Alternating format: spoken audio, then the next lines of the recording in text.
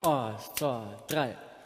One, paqueno. One no, one no. One, paqueno. One no, one no. One, paqueno. Kerken one blijven door. One, paqueno. One no, one no. One, paqueno. Ja, super, grüß euch. Servus. Eine kleine Servus. musikalische Duftmarke habt ihr schon gesetzt. Man weiß, um was geht. Unplugged, reine, unverstärkte Musik. Die Band eins noch jetzt bei uns da im Studio. Gell? Servus. Gute Gelegenheit, so Leute einzuladen, ist immer, wenn sie eine CD rausgebracht haben. Die ist ganz frisch, oder? Wann habt ihr das rausgebracht? 21. September. Ja, was ist drauf? So Musik wie die?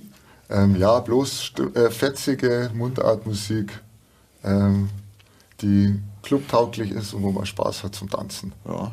14 Stückel, Sigi. Ja, wer steckt da dahinter? Wer von euch ist der kreative Kopf? Macht ihr das alle miteinander oder gibt es doch den einen oder anderen, der vielleicht ein bisschen mehr Musik macht oder die Texte? Also Songs schreiben da mal grundsätzlich miteinander. Es ist schon öfters, dass einer mit einer guten Idee daherkommt und ein Song schon zu 60% fertig ist, aber oft geht es dann also pingpongmäßig hin und her. Also zum Beispiel das, was wir jetzt gerade gespielt haben, Ja. das hat eigentlich der Onkel Werner erfunden. Weil da haben wir, wo wir angefangen haben mit der Band, hat er gefragt, wie heißt ihr da? Und dann habe ich ihm gesagt, ja, wir haben jetzt eine Band und wie heißt ihr? Ja, wir heißen Eins nur, hat auch eine Geschichte, der Name. Und dann hat er gesagt, ja, ich habe einen Spätzl, der sitzt immer im Wirtshaus und der sagt immer, eine Backe noch. Da habe ich gedacht, bingo, das wäre der Song, super. Und so ist das Lied dann entstanden. Ja, und eins noch, bringt mich gleich auf einen Titel, auf einen Bandnamen. Wo habt ihr den her?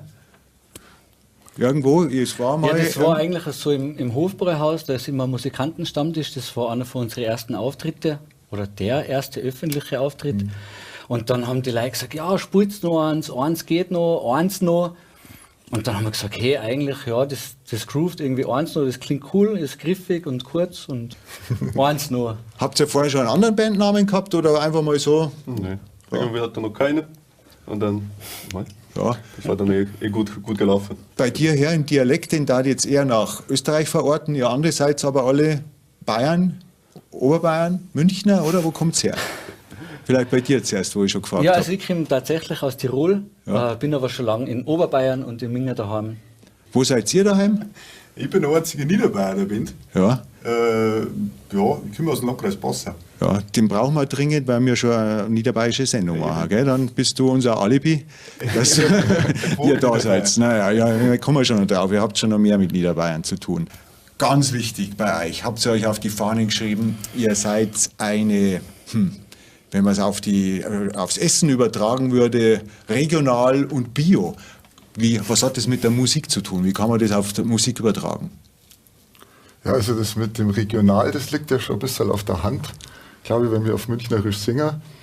Und das Bio und das Handgestrickt, das ist ja gerade so modern, dass man halt so regionale Küche genießt und dass man so ein bisschen einen Heimatbezug hat, auch in anderen Bereichen. Und das spiegelt sich halt bei uns in der Musik wieder. Das ist eine unserer strikten Bandvorgaben. Also wir sind ja musikalisch relativ offen in alle Richtungen. Aber wir haben gesagt, die Texte, also die müssen erstens immer ein bisschen lustig sein, aber wenn es gesellschaftskritisch sind, trotzdem mit einem Augenzwinkern. Und die Inspiration, die muss vor der Haustüre kommen. Also keine abstrakten Themen, sondern das, was uns wirklich in unserer Lebenswelt und in unserem Alltag betrifft. Ja, ich sehe ja euer Sargwagel, darf man sagen, ummontiert, aufmontiert mit Schlagzeug. Das heißt, reist ihr damit? Steigt ihr mal im Bus ein oder wie geht das? Ja, sowieso. Also das Bierwagen Schlagzeug, das haben wir halt konstruiert, dass ich eben so wie die anderen auch mit ihren Instrumenten mobil bin. Und das bietet sich natürlich dann an, in Minga in der Stadt sowieso mit den Öffentlichen zum Fahren. Und auch wenn wir jetzt auswärts spielen, ziehen wir uns ein Bayern-Ticket, setzen wir uns ins Radlabteil und dahin geht's. Und außerhalb bei den anderen Bundesländern halt kommt dann noch ein Bundeslandticket dazu. Also Gut. Jetzt hat er ausnahmsweise nicht Ausland gesagt. im innerdeutschen Ausland.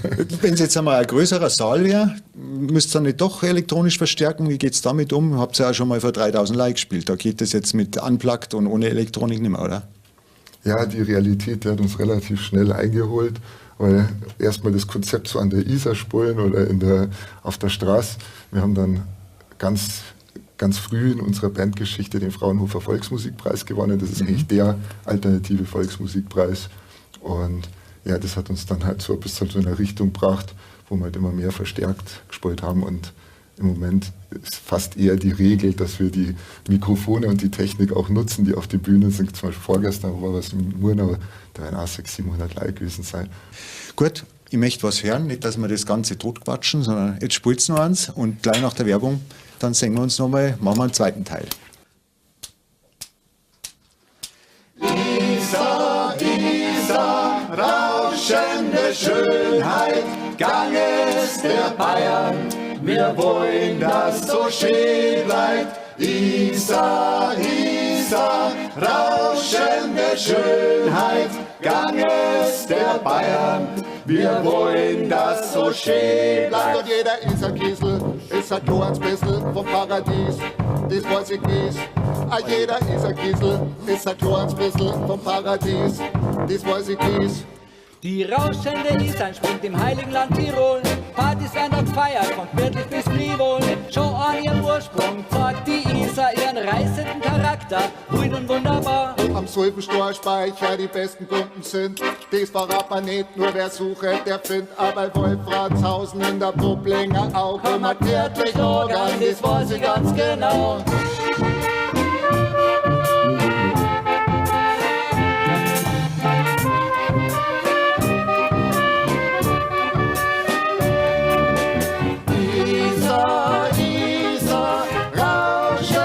Schönheit, Ganges der Bayern, wir wollen, dass so schön bleibt. Isar, Isar, rauschende Schönheit, Ganges der Bayern, wir wollen, dass so schön bleibt. Und jeder Isarkiesel ist ein kleines bisschen vom Paradies, das weiß ich gewiss.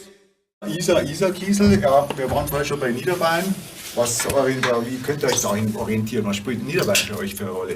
Ja. Also jetzt bei dem Song haben wir ja nur die erste Strophe gespielt und die Isar, die entspringt ja in Tirol nahe der bayerischen Grenze und rinnt dann erst einmal auf Minga zu und rinnt dann natürlich schon noch weiter auf Niederbayern, Landshut, Deckendorf und das kommt dann in der dritten Strophe. Und wer das hören möchte, wie es weitergeht, die Reise von der Isar bis zur Donau, der muss sich das Video anschauen, weil da haben wir ganz ein lästiges Video mit so 3D-Animationen. Jetzt ganz ein neues Video auf YouTube kann man anschauen. Ja, also unter Ornsno finden wir euch natürlich. Genau, auf oder? unserer Website ornsno.de ist das auch verlinkt.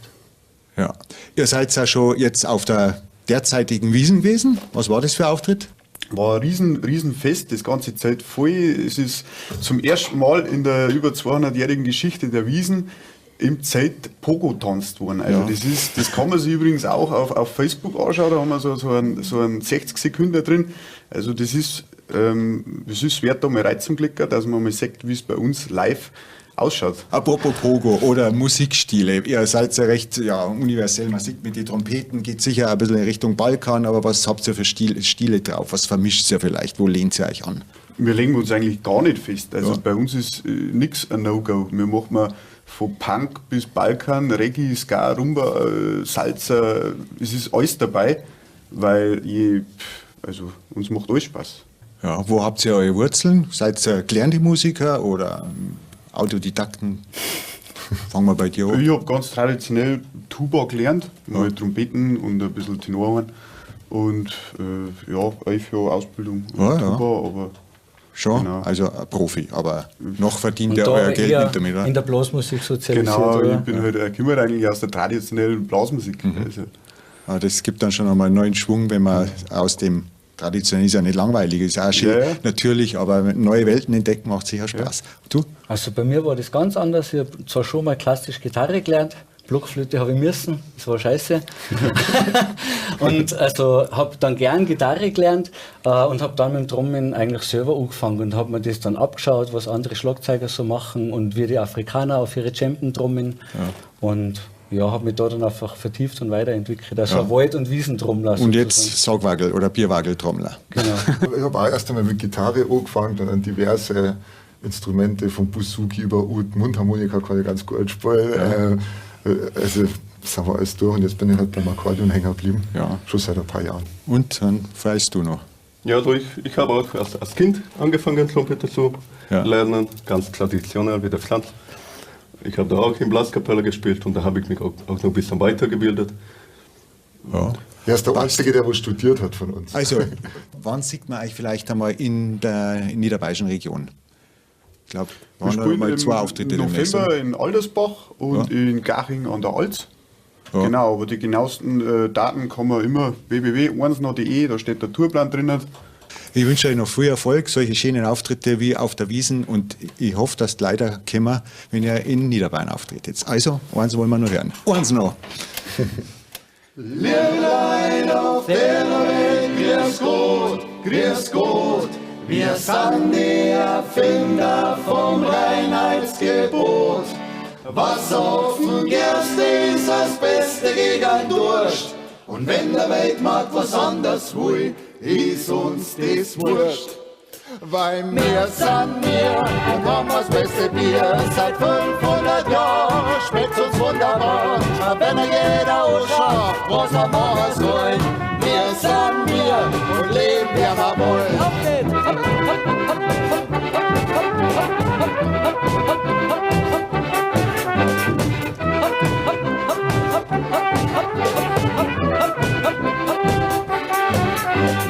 Liebe Historiker, grüß Gott, wir kennen die Geschichte vom Reinheitsgebot. 1516 ist in Bayern eingeführt worden, zum Schutz unserer Märkte vor Importe aus dem Norden. Am Rhein und in Norddeutschland haben Kräuterbier gebraut. Die bayerischen Brauer waren da drüber niederbaut. Das Gesell aus dem Ausland hat die Umsätze bedroht. Da war der beste Ausweg unser Reinheitsgebot. Weil wir sind wir und haben das beste Bier. Seit 500 Jahren schmeckt's uns wunderbar. Aber wenn jeder anschaut, was er machen soll, wir sind wir